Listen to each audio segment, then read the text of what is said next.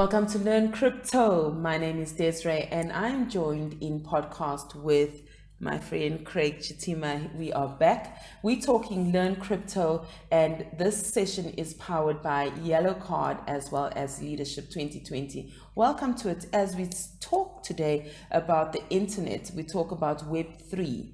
And if you want to know what Web3 is about, I'm sure by now you're already curious because you've seen it around there. You've seen people talking about Web3. But let's just go into Web3 today and talk about why we are here in Web3 in this day in 2022. Craig, welcome to the podcast. How are you? Thank you very much. I'm good, thanks. I'm looking forward to what we're going to chat about Web3 related. If we're on Web3, where did we start? Did we get Web 1, Web 2? Where was Web 1? What was Web 1? So we started with the beginning of the internet. Yeah, so static pages, not so responsive. And one of the challenges with Web 1 was, different kinds of screens. Right? What type of screens? Just so you get different computers at different kinds of screens. Web 1 couldn't support different screen sizes, so Right. people always struggled with the functionalities and how user friendly Web 1 was. Yeah. And just to give you a clear picture or an idea, think of Internet Explorer. Right. And everything was static. You had to read. Yeah, you you had didn't to have so read. much audio visual, right? Yeah, the graphics weren't so great. It was just like, but again, everything starts somewhere. Right. So with the advent of the internet, we started off with Web 1, which was your HTMLs and so on, right? Yeah, so just basic static pages. You couldn't really interact with them. Yes. So It was a one-sided interaction. We never had Facebook. Absolutely. Social media. People I cannot imagine a life before social media or at least Facebook. And then what happened at Web 2? Web 2 came in a little later with user-generated content. So Right. now the end user could interact with the internet and also Which meant that I could then upload a video onto YouTube and share it. You did not need to go to a huge media house to share content. Anybody could have been a celebrity or been a movie producer with the advent of Web 2. Yeah, and I'd say think MySpace. I don't know if you remember MySpace. I remember MySpace. And Facebook, when Facebook came in, those were the days when that was starting to boom. And yeah, we've been in Web 2 for a while. We still use Web 2 infrastructure today, Yes. and Web 2 is just, it's one part of the internet that I'd say has carried us over to a point where we can eventually say that we're in Web 3. So what we currently understand very well is Web 2 because we are currently interacting with Web 2. Let's talk about Web 3. What is Web 3 and how is it affecting, or is it going to affect the use of the internet as we know it? How is it going to change the use of the internet as we know it?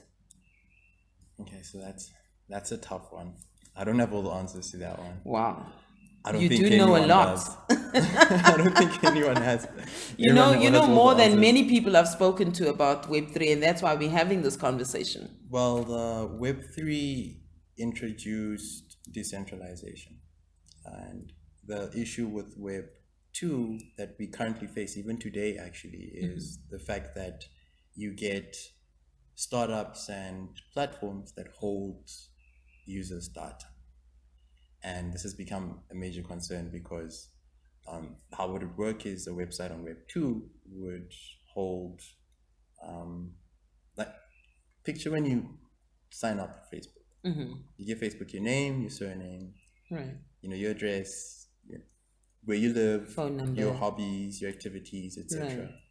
Phone number, like you said. And as the end user, you can't really guarantee what Facebook does. With that information. Yeah. Yes. And if you remember, previously Facebook didn't have advertisements.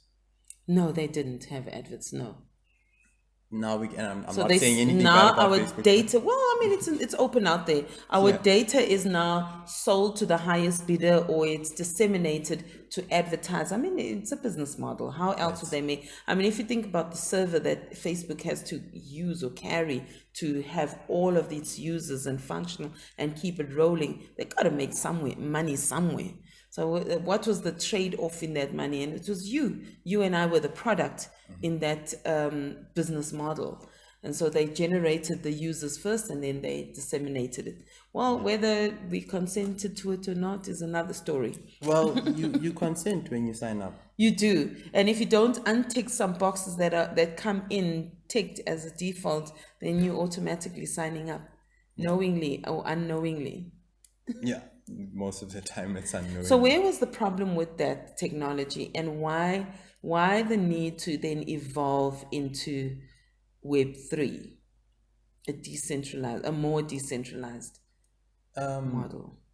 Web3, okay, so it was something that was going to eventually happen. Right. A lot of people started raising concerns with, their privacy on the net. Yes.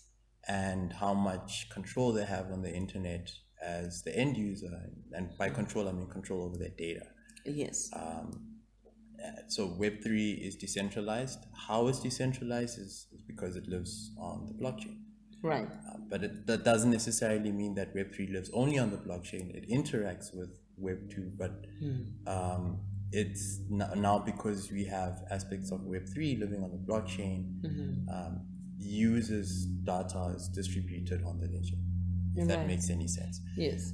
So it's not like your data is at one central point, one server. Yes. For example, at Facebook, now it's spread Many across platforms. Yeah, and one of the things that are beautiful about Web3, also scary at the same time, is the fact that you're able to be anonymous online way easier than you would before.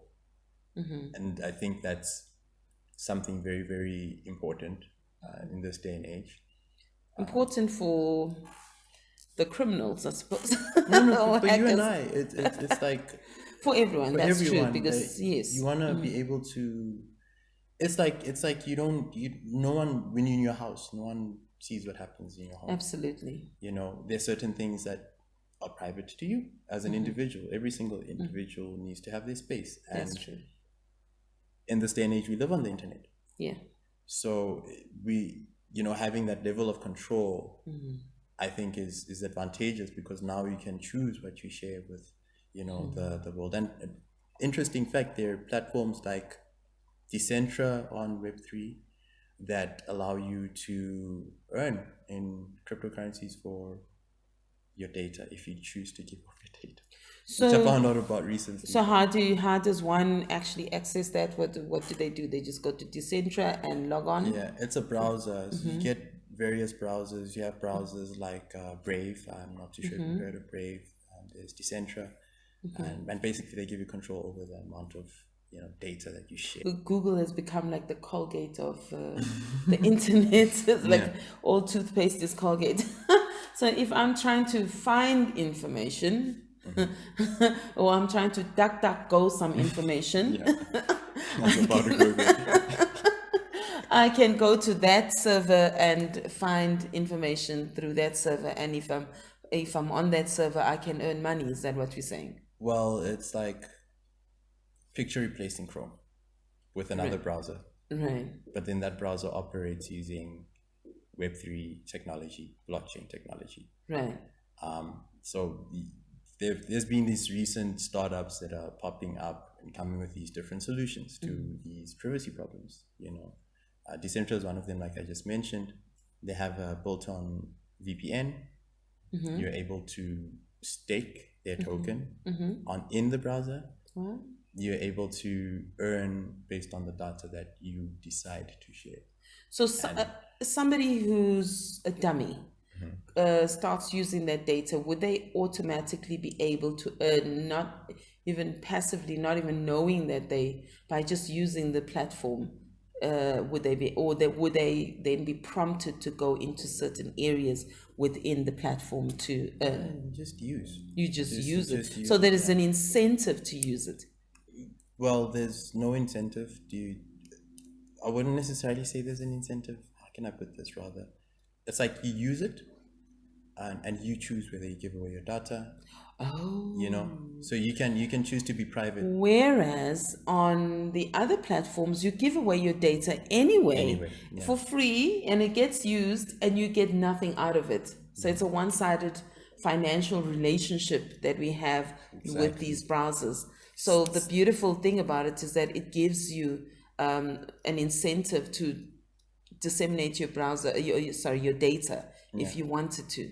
I'm interested in something like that. Definitely gonna go for it. Likewise with same applies with social media networks. Right.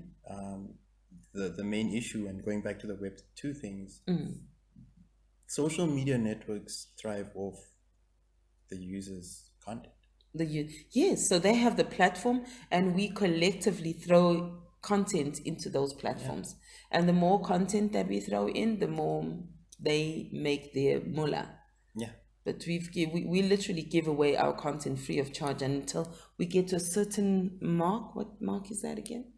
Is it 1 million users or 1 million? How much content do you have to produce before you start earning on Instagram, for example? I'm not too sure. I think an influencer would be the right I know person that to ask. influencers are earning money, and that's a beautiful thing because if you think about it, there's so much time that is spent preparing or creating content, and if people are contributing to a hub to such an extent that they start influencing content or influencing people, then it's only right that they are rewarded for that.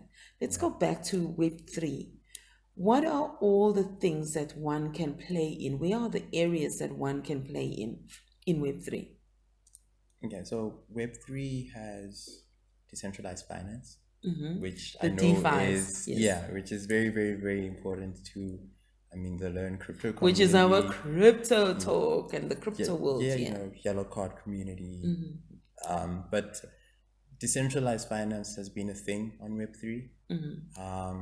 We're starting to see various exchanges pop up on Web3, the cryptocurrency exchanges, to be specific, token exchanges. And you're starting to see things like play to earn games in Web3, and it's just a whole new way to interact with the internet. Right. That actually, the whole idea is to put the user first. Right. But And give the power to the user as well. let the user control their data, let the user also control their value on the internet, which is something I find very NFTs. interesting. So where the NFTs. pool of people decide on the value, right? Whereas in the past, they told you that this is a US dollar and this is the value of the US dollar, or this is an ounce of gold. And it was dictated upon the human race that this is what gold is going to cost, because that's a centralized system. It's owned by government. Whereas we're saying in NFTs, it's the masses that decide or agree on the value. I mean, check how Snoop Dogg has made so much money with in his NFT for that record label.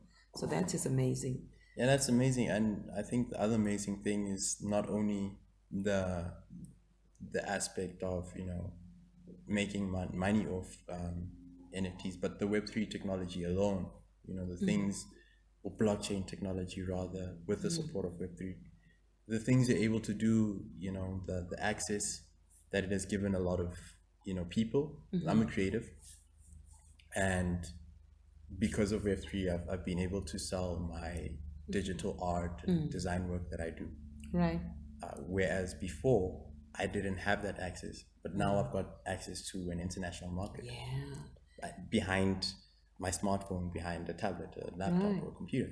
It's like a revolution, power to the people type revolution. Globalization. It's a movement of sorts that we just cannot even imagine its magnitude and all the great wonders that people can get into. I mean, it's also it should change the future of education and how people are educated. I think so. Because education in itself is quite centralized. Yeah, education is pretty centralized, and I think one beautiful thing that we're seeing also on Web3 platforms is, I'd rather specifically say blockchain. Right. now in this case, is blockchain technologies offer education on their technologies for free. If you go onto ethereum.org, there's a learn page. Absolutely. You go on to it's bitcoin.org, I believe. Yes. There's a learn page. You go to near.org for the near product. There's everywhere. Yellow Card, there's education. Yellow Card, there's education. Crypto University, there's education. Everyone has your platform has education. Yeah, like there's education, and that's the thing. And it's free. It's free. It's freely available, and it's like now the users have like the power to decide, whether they learn or not. And I think the advantage with that is that now we're able to see people that wouldn't have gotten skills previously within the traditional educational system, be able to get skills that they can monetize. For instance, one skill that's really in demand right now in the blockchain space is blockchain development. So people who can write in Solidity, Rust, are in huge demand. And you can learn how to become a blockchain developer for free. Absolutely. From my past experiences and what I've seen, blockchain developers earn even more than traditional app developers in some cases. You can learn how to become a blockchain developer for free. So find out how. And let's talk about some of the platforms that we can use or people can use to become a blockchain developer. Okay, so again, go back to the technologies side. Like I'm a firm believer in going to whoever created the technology to get the information. Are you going to Satoshi? Not necessarily Satoshi. Do you know who Satoshi is? No, I don't. It's so funny. I was reading some. We were just speaking about it earlier on, how as you read and you go deeper into the information in this Web3 advent, you find you get sucked in deeper and deeper. Somebody was talking, and I just cannot remember where I found this, whether it was audio or it was visual, but I found somebody who said, Satoshi contacted me in 2009 and asked me to assist him with building. I'm thinking, wait a minute. At the time, it didn't click in my head because I'm never out there wondering who Satoshi is. And I know that there is a Satoshi, there is a person Satoshi. And I'm thinking, man, I should have gone deeper and gone into comments to find out what people were actually asking or commenting about with regard to Satoshi. So somebody actually contacted this person. Which is, I'm happy that Satoshi is anonymous. I'm happy with all the funny business that happens around people that are revolutionizing technology. I don't like it, and I think that it's a good thing that the guy or the person or the people are anonymous. It's good for us all. But you were still saying on Satoshi, there's a lot of people that have claimed to be Satoshi. Are you Satoshi? No. I wish. I'd probably have so much Bitcoin right now. But yeah. How much just on a lighter note, how much do you think Satoshi would have stored for himself? Like how much Bitcoin? Good question. I mean at zero, I mean it started off at zero and then it was $1. How much of a stash would he have? Here's a silly question. If there will only ever be 21 coins, like coins, a coin here and a coin there, mined, and you're an investor and you own one coin, 1 out of 21M. Is that how we unpack and look at this? So people that own coins are part of the 21 million, or is it just about owning a fraction of the coin to be part of the 21 million? How does that work? Do you know? One thing I know is the fact that with specifically with Bitcoin, when Bitcoin started increasing in value, fractionalizing Bitcoin became a necessity. I mean, when you buy Bitcoin now, you don't go and buy one Bitcoin like that without, one Bitcoin. So for those that have a whole coin. So, for example, I have a whole coin. Now, what will happen? Will I be one of the 21 million coiners? Or how does it work? Will it be further fragmented, do you think? If I don't sell pieces of the coin. That's the thing. Like, on paper, we would say you own that coin. You own that coin by virtue. You are one out of 21 million coins, you say. Yes. You'd be one That's out the of the protocol. 20. That's the Satoshi protocol. So you'd be one of them, right? But in reality, looking at how cryptocurrencies go up and they go down, the markets. No, barring the wave. I mean, the wave. So we're talking about the coin. So when it's complete, it's coin. It's a coin, right? It's a minted coin. When you buy the asset, you buy the complete thing. If you've bought regardless of whether you bought at 10 or 44,000 or 60,000 US dollars, you own that piece, that whole piece of the 21M. You own that whole piece. If you bought one, even if it was $1, you own it. And that's what's fascinating about even cryptocurrencies. How a lot of people say the volatility is scary. I'm a part of that school of thought that feels like it's scary, but the beauty in it is the fact that if you got Bitcoin when it was $1 and now it's like worth what, 362,000? Roughly. Bizarre? Somewhere around there. You still own that one coin. Yeah. Unless you decide to break it up. Which obviously isn't a good idea. It's not a good idea. If you're an investor, but some people have different use cases. Like I know people that feel like, well, they're better off diversifying their portfolio, and they go invest in a Litecoin and invest in like Ethereum and invest in Cardano and then go Bitcoin and they make it work somehow. So there's different ways to doing it, but going back to the initial question you asked, I'm sure Satoshi has a lot of Bitcoin. Sure he has. Sure he has. Or some of the early developers of the blockchain technology. I mean, but I don't think it's one person. I don't think Satoshi is one person. I personally think Satoshi is a group of people. It only makes sense. It's harder to hide a group of people than it is to hide one person. So I veer on the side of Satoshi is one person. I say a group of people because of the complexity of the technology itself. I don't think one person would be able to pull it off. Yeah, that's true. I think that the complexity was built by a group of people, but that a Satoshi is one person. That's my... we probably will never really know the answer to that.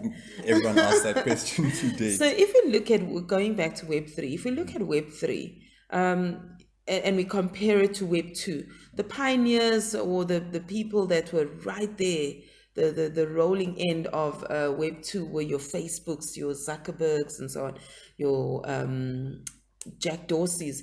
They were really the leaders in Web 2, where they held all these big platforms. Now we're saying that it's decentralized. Well, Web 2 was also decentralized to an extent in the fact that you could post information on these platforms, but now it's even more decentralized, right? Now going back to Web 2, so that's the issue. That's how we went to Web 3. It wasn't at all. So the challenge was, you get Twitter has its servers. I think if you're going back to those times, one good reference would be Steemit. Right. Yeah, so Steemit did it pretty well, but there hasn't been decentralization outside of the use of blockchain technology. Let's disagree. I think personally. let's talk about maybe information, and you're 100% right in terms of the back end development of the products. But with decentralization of information, because the internet is the hub of where information has been decentralized. So with the with Web 2, you saw the likes of big media houses becoming less and less relevant. Newspapers, magazines, less relevant, because sometimes even newspapers and magazines were getting their first-hand news from a Twitter space or a handle. And that's a man on the street. So that perhaps we could call it the decentralization of information dissemination, which is what happened in Web 2, which is a beautiful thing. Yeah, I mean, that's very beautiful. But my thing has always been the case of when, and I'm sure you've experienced this, when these social media, I'm going to refer to social media networks now, would crash. Right. What then happens? Like, you have no access to your data at that point in time. So, and it did happen a few times. It's happened with WhatsApp, it's happened with Facebook, it's happened with quite a number of social media platforms. And that's another reason why blockchain technology became more favorable, because now if it's on a peer-to-peer network and you're having people that are validating what's happening on the blockchain and they're getting rewarded for that, it's a sustainable, scalable solution to such. Whereas again, it's like more on the back end. Whereas with Web 2, you have to rely on Twitter. It's basically us saying we're trusting Twitter, we're trusting Facebook as a source of information. Not necessarily as a source for information, or where we can store our lifelong memories and pictures and so on. Yeah, like when you know a lot of people, I know a lot of people personally that, especially in the past, it's a little different now, who kept diaries. Yeah, on and Facebook. Albums. Yeah, on Facebook, we just like, and then you get blocked. And then all that's gone. Or you get kicked out. But and there's a problem right there. Yeah. So the Web3 will then solve those problems. Yeah, Web3. Because you've got control over where and how you're saving your information. Yeah, so now bringing in the example of NFTs, I can mint a non-fungible token, which is, in a nutshell, a digital asset that can either be an MP3, MP4, 3D model, PDF, literally any digital asset. And because it's living on the blockchain, it's immutable. I can't delete it. Replace it. I can't make changes to it. And you can't make a copy of it. I can't make a copy of it because everything's operating on a smart contract, So those things are certain measures that are making it more advantageous to use, I'd say, Web3 technology, blockchain technology, and the likes. And it's kind of what drew me to it. My main concern initially, though, was, in as much as it's all beautiful and rosy, there's also the other negative aspect of Web3, where, given the fact that there's anonymity, that you can be anonymous in Web3, it opens up a whole... For hackers. Yeah, you get hackers, and it's a vast opportunity for the wrong people out there. Absolutely. Absolutely. And again, people in Web3 are working towards that and like circumventing that, but I'm pretty positive about the future when it comes. I think that the good far outweighs the bad in that respect. Yeah. So I'm all for Web3. I'm all for owning the spaces in which I am interacting or loading and sharing my data. I'm all for being in control of how long or who I keep in my space where the virtual world is concerned. And one of my biggest dislikes for conventional social media is that you can be kicked out or you can be hacked and never retrieve your life worth of memories on these profiles. When they work well, they work brilliantly. But when it goes all wrong, it can mess up everything. We continue talking Learn Crypto, and you will keep hearing these stories about NFTs. And as we evolve, we will be bringing in interactors with us, people to actually ask questions and interact with us and find out more information. And we are talking today about Web3 technology. We are talking today about Web3 on the blockchain technology. And we are also speaking about all the opportunities that exist within the blockchain technology where Web3 is concerned. And remember to crypto that like button, crypto that subscribe button.